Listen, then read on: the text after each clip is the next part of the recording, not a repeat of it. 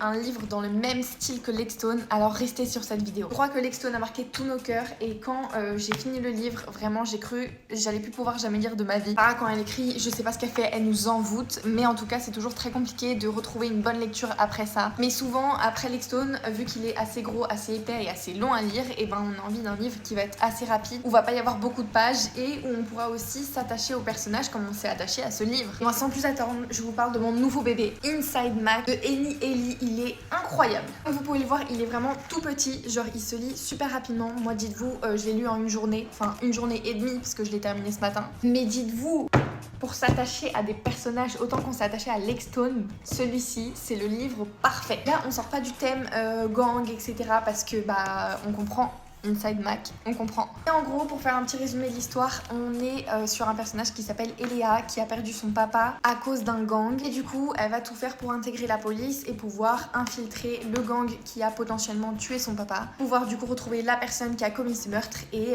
la zigouiller tout simplement. Sauf que, bien évidemment, son infiltration dans ce gang ne se fera pas comme prévu. Et je vais vous laisser là-dessus parce que si j'en dis plus, je vais spoiler. Dites-vous, j'ai terminé ce matin et je pense que je ne pourrais pas relire de livres avant d'avoir lu le tome 2. J'ai un mot à vous dire, foncez.